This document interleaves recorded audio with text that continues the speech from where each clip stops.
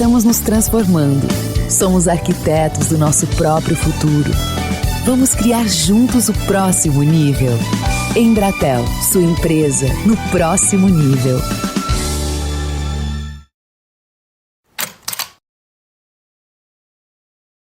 Então, esse impacto desses óbitos que estão aí, nós conseguiremos reduzir com 2 pontos principais.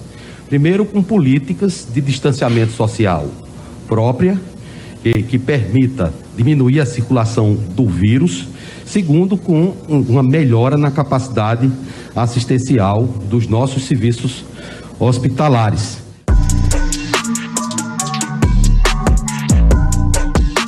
Vocês ouviram. Segundo o novo ministro da Saúde, Marcelo Queiroga, o combate à pandemia no Brasil começa pelas medidas de distanciamento social, sem contar, é claro, o sucesso do programa de vacinação.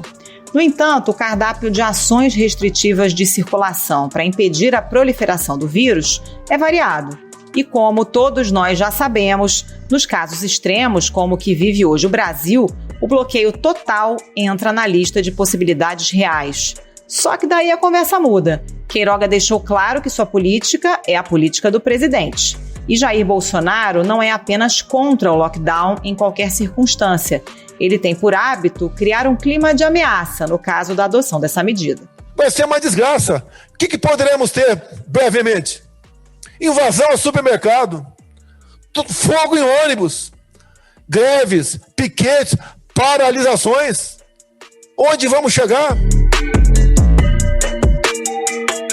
Enquanto isso, os estados e os municípios repetem os apelos para que as pessoas fiquem em casa, principalmente onde o sistema de saúde já colapsou.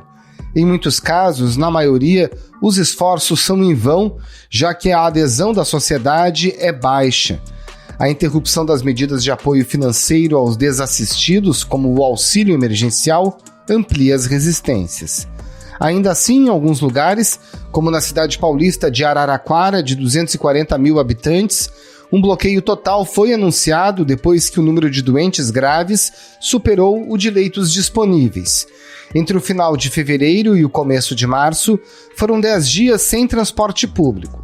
Supermercados chegaram a fechar por 60 horas e a circulação de pessoas na rua só foi permitida para quem tinha atendimento médico, precisava de farmácia ou trabalhava em serviço essencial. Falando de Araraquara, que apresenta uma queda muito acentuada na média móvel. Dá uma olhada no dia 27 de fevereiro, 138 novos casos por dia, a mais alta registrada na cidade pelo sistema do estado. No dia 2 de março, cai para 132. No dia 9, para 108. E ontem estava em 66. É menos da metade do que no fim do mês passado. Afinal, é possível planejar bloqueios como esse em diferentes cidades, simultaneamente, sem a coordenação do governo federal? O quanto esse termo tem sido usado, inclusive pelo presidente, apenas para interditar a discussão sobre as medidas de isolamento social? E por que os epidemiologistas insistem em propor uma ação tão drástica? Esses são os temas do Ao Ponto desta quinta-feira. Eu sou Roberto Maltic, estou com a Carolina Moran e nesse episódio a gente conversa com o repórter Rafael Garcia e com o médico Cláudio Maierovitch, sanitarista da Fiocruz e ex-presidente da Anvisa. Fique com a gente.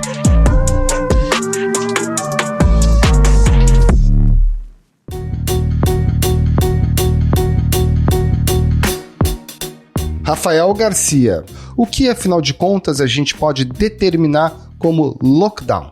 Em geral, as autoridades e os pesquisadores, eles têm alguns pontos em comum ali em achar e considerar que você precisa realmente tirar das ruas os trabalhadores dos serviços que não são considerados essenciais, todo mundo que pode trabalhar de dentro de casa tem que trabalhar dentro de casa. No período de lockdown, você fecha as escolas também, você fecha tudo aquilo que não seja essencial para que as pessoas possam sobreviver naquele período de 2, 3 semanas, um mês, durante o qual vai durar o lockdown.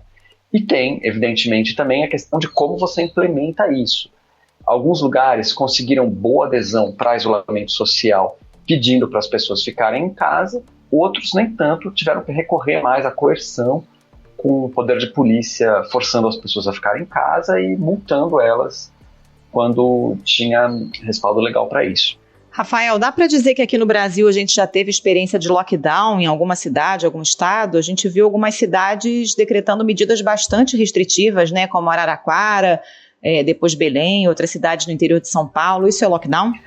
Aqui eu ouvi de muitos pesquisadores que estudam isso a frase de que o único lockdown de verdade que existiu no Brasil foi o de Araraquara, que ocorreu aí das 2 últimas semanas do mês passado para a primeira semana desse mês. Só pode sair de casa quem precisa, de fato, usar algum serviço considerado essencial. Mercado, farmácia, essas coisas só podem funcionar até as 8 da noite. Posto de combustível, de segunda a sábado, só até as 7 da noite. Outras cidades tomaram medidas duras, mas na opinião daqueles especialistas com que a reportagem aqui do jornal conversou, o único lockdown de verdade, parecido com lockdowns que eram chamados de lockdowns fora do Brasil, foi realmente o de Araraquara, aqui no interior de São Paulo. O que um caso como o de Araraquara tem de diferente em relação a outras cidades? E como é que estava a pandemia antes dessa medida e como ficou depois? A gente tem uma reportagem já no ar do Dimitrios Dantas, repórter aqui da sucursal de São Paulo, mostrando que depois do lockdown, eles conseguiram diminuir a transmissão do coronavírus em 50%. Os casos caíram bastante. Agora, Araraquara esperou para tomar essa decisão muito tempo. Eles já estavam com o sistema de saúde entrando em colapso lá, e por isso que tiveram um apoio, inclusive apoio do governador João Dória, para tomar essa medida. Por isso que conseguiram implementar isso também lá, com fiscalização. Então, lá eles conseguiram, foi um caso em que eles conseguiram fazer a coisa direito. A gente está vendo em outros estados, algumas outras cidades que estão entrando agora, né? Araraquara foi uma experiência que a gente já pode avaliar, e os outros lugares como São José do Rio Preto, como você mencionou, Belém, a área metropolitana, estão em lockdown entrando agora e avaliando como está a situação. E a gente tem outras cidades que estão aí namorando com essa ideia, tentando trabalhar a opinião pública, né, para aceitar isso, que também é uma coisa difícil, e agravando e ampliando as medidas de restrição, como a própria capital aqui em São Paulo, mas não é ainda um lockdown propriamente dito, ou um lockdown nos moldes que foi realmente de Araraquara, que eles tentaram tirar quase todo mundo da rua. Olha, durante um ato contra o fechamento de empresas e estabelecimentos comerciais aqui em Maceió, manifestantes bloquearam a passagem de profissionais de saúde e idosos que foram se vacinar.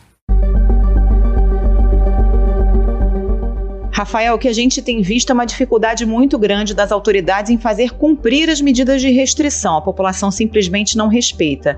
Qual o segredo do sucesso do lockdown ou da restrição nos lugares onde ele funcionou? Carol, esse é um ponto essencial, e os infectologistas que conversaram com a gente bateram muito nessa tecla, que é a de que você precisa ter uma estratégia de comunicação sólida e unificada, com todo mundo tentando trabalhar a opinião pública e mostrar para ela que é importante ficar em casa durante aquele período de lockdown para que ele tenha maior eficácia. Então, na Alemanha, você tinha a chanceler Angela Merkel pedindo para as pessoas ficarem na rua. A Alemanha, que é a Alemanha, teve também medidas coercitivas, com multa, tem até estudo mostrando que foi importante isso lá. Você tinha os governadores das províncias dizendo para as pessoas que elas precisavam ficar em casa também, e isso ajudava muito, porque você não precisa depender só de medidas coercitivas para conseguir fazer um lockdown eficaz. Você conta também com o voluntarismo da população que entende que aquilo é importante. E aqui no Brasil, a gente tem uma situação muito complicada em que o governo federal é claramente contrário, né, a desenhar uma política nacional para isso. O novo ministro da Saúde acabou de dizer isso.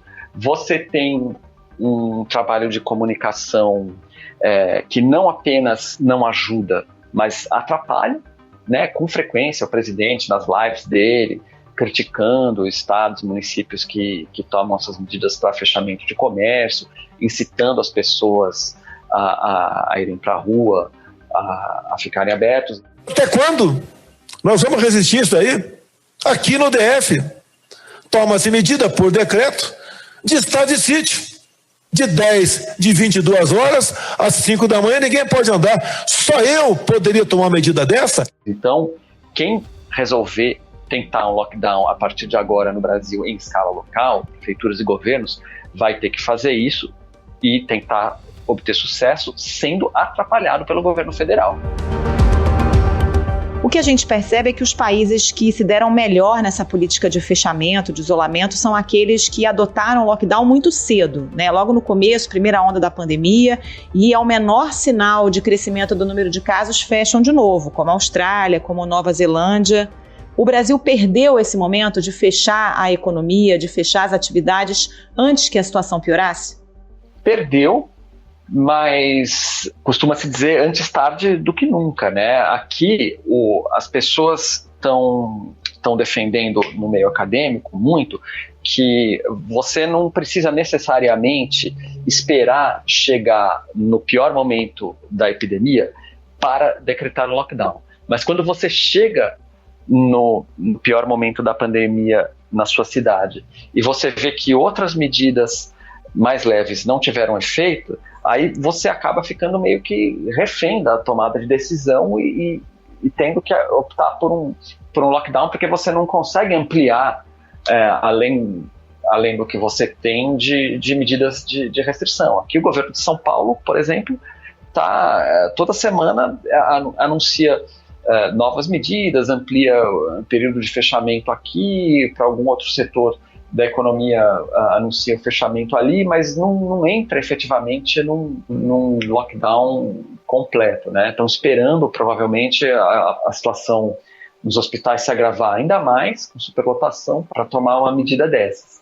Mas os exemplos que você citou, Carol, Austrália, Nova Zelândia, que são hoje, né, ícones de bons exemplos na condução da resposta à pandemia, esses países tiveram cidades que adotaram lockdown ainda na primeira onda, muito, muito lá atrás, e não esperaram os sistemas de saúde ficarem abarrotados de gente para resolver tomar as medidas mais duras.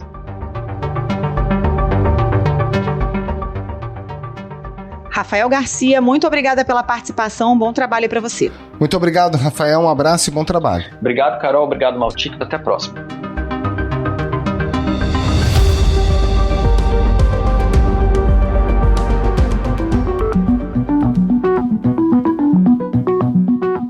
Dr. Cláudio Mairovich, é cada vez mais comum a gente ver governadores e prefeitos de várias cidades, inclusive de capitais, estudando a medida mais drástica de isolamento social, que é o lockdown, justamente pela superlotação das UTIs e tudo que a gente tem visto nas últimas semanas. Quando a questão fica mais sistêmica, é possível planejar esse tipo de ação sem o apoio do governo federal? Todas as ações de controle e de prevenção têm sido muito difíceis porque as pessoas assistem a autoridades diferentes dando orientações e exemplos diferentes também. E claro, a autoridade federal ela pesa muito num caso desses. Então, o que tem havido muitas vezes é que até autoridades municipais ou mesmo estaduais decidem por medidas restritivas e as pessoas não seguem, não acompanham ou até se manifestam contrariamente porque veem exemplos diferentes no próprio governo federal. Então, em primeiro lugar, é muito difícil no campo da comunicação e da orientação às pessoas que haja um confinamento ou um lockdown, como tem sido dito, sem que haja uma mensagem unitária dos governos. Em segundo lugar, é importante que haja algum tipo de homogeneidade, ainda que com diferenças locais, mas que haja uma orientação nacional, especialmente porque muitos segmentos da economia funcionam de maneira integrada em diferentes regiões. E isso compromete um movimento que também seja integrado de prevenção. Agora, doutor, dá para então fazer aí pelo menos uma linha mínima do que seria uma medida de restrição realmente efetiva? Porque o que a gente está vendo é cada cidade fazer de um jeito, algumas com muito mais rigor, fechando inclusive atividades essenciais e transportes públicos, e outras adotando medidas de restrição muito mais frouxas, né? Daria para fazer um protocolo assim com linhas mínimas do mínimo para funcionar e para ter impacto nos dados de internação e de mortes? Este é um período de gravidade extrema. Pelo 19º dia seguido, esse número bate recorde. O Brasil tem, em média, 2.031 mortes por Covid por dia, 49% a mais do que a média de 2 semanas atrás. O país ficou com essa média depois de registrar 2.736 mortes por Covid nas últimas 24 horas. Assim, o total de vítimas passou de 285 mil. Então, de fato, nesse momento, nós precisaríamos de medidas muito rígidas com a suspensão de todo tipo de atividade que não é essencial para a vida das pessoas.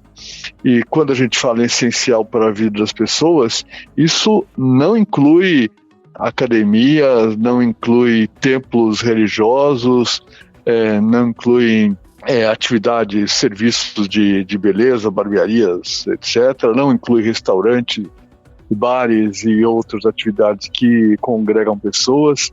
Seriam realmente só aquelas atividades essenciais para que as pessoas possam se manter. Agora, como é que se explica isso para uma população desassistida, né? A gente é um país, infelizmente, que não guarda características parecidas com outros que já obtiveram sucesso no combate à pandemia com medidas de restrição absoluta da circulação de pessoas.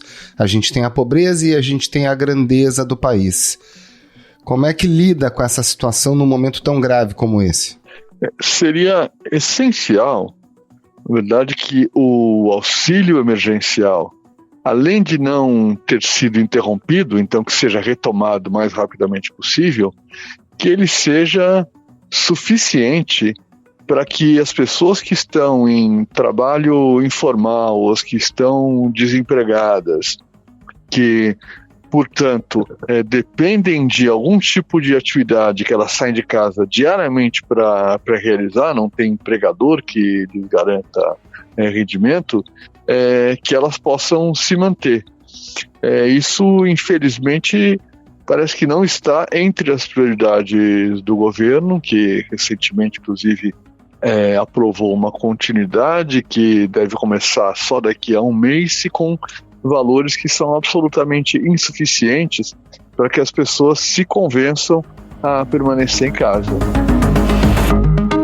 Doutor, o senhor acha que no quadro que a gente tem no Brasil hoje, né, estamos nos aproximando aí de 3 mil mortes por dia, existe algum outro caminho que não seja o fechamento total, pelo menos das capitais aí durante um período de tempo? O fechamento, ele é essencial, ainda que ele, por circunstâncias, tenha que ser interrompido periodicamente. Nós podemos ver em vários exemplos de outros países, principalmente países europeus, que foram adotados longos períodos contínuos de confinamento, porque o único outro caminho seria vacinar rapidamente uma porção importante da nossa população. E isso parece um desejo ainda distante, dado o desinteresse que houve na negociação de vacinas ao longo de todo o ano passado. Ficamos praticamente um ano em lockdown. E começamos esse ano, como estamos vendo em alguns estados do Brasil, novas medidas seriamente restritivas, até para cancelar o futebol.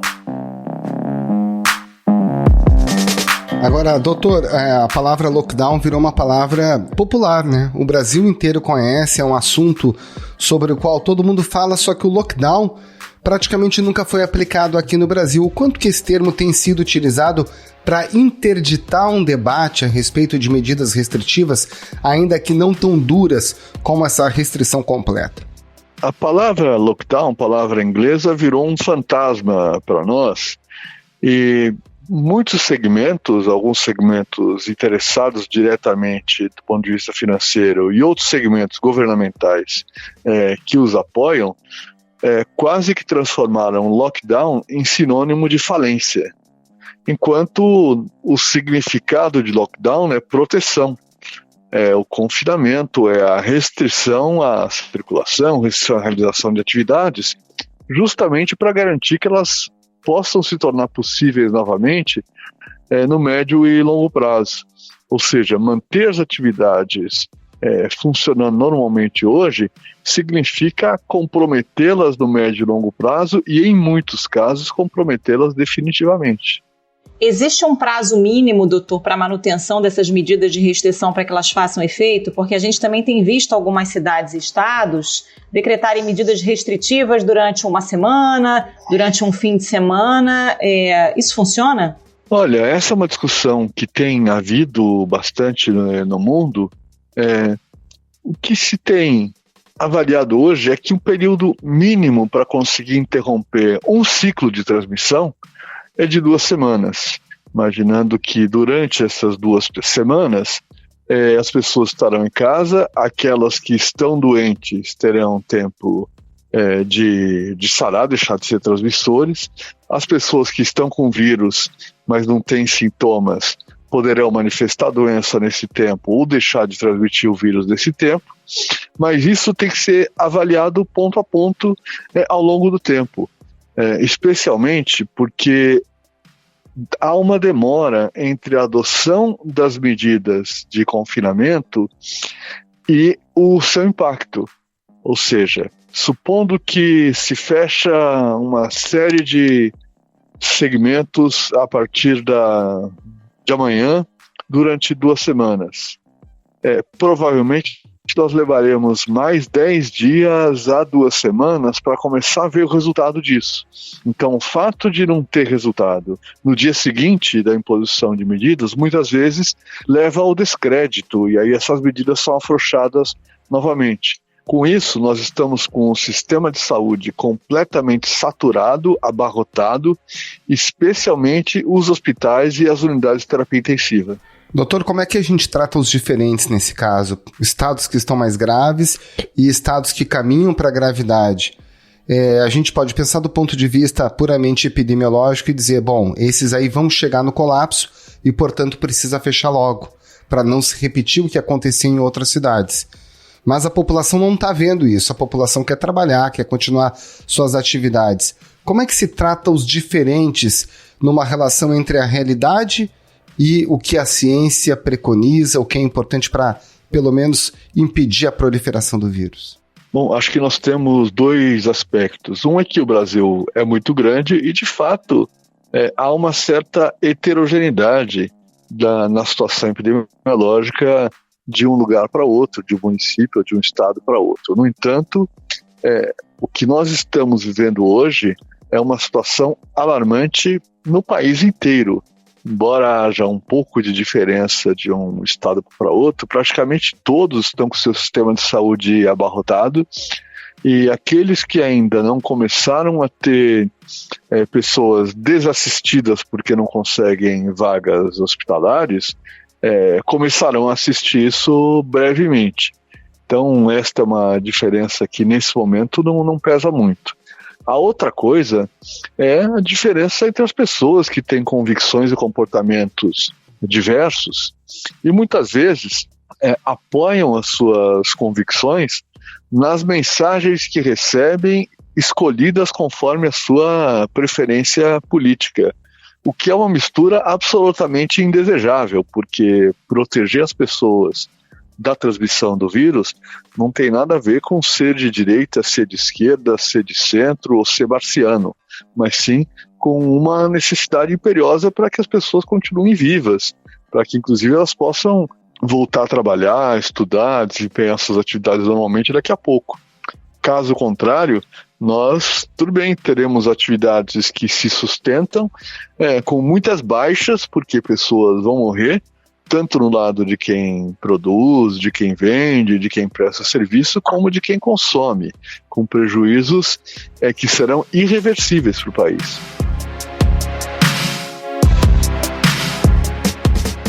Dr. Cláudio Mairovich, muito obrigada pela participação. Bom trabalho para o senhor. Muito obrigado, doutor. Um abraço e um bom trabalho. Muito obrigado, um prazer falar com vocês.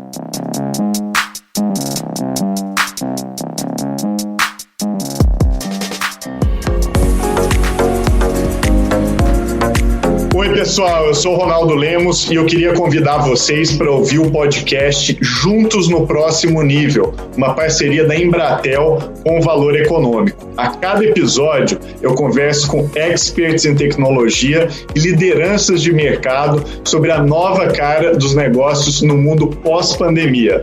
Áreas como varejo, saúde, governo, agronegócio e indústria 4.0 estão no centro desse nosso bate-papo. Busque Juntos no Próximo Nível nos principais agregadores e entre nessa conversa. Espero vocês.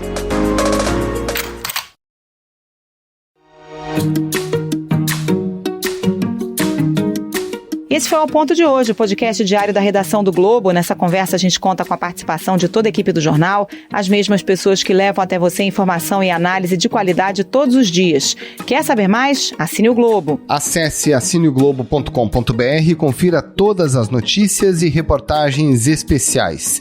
A edição é do João Guilherme Lacerda. Tchau. Até mais.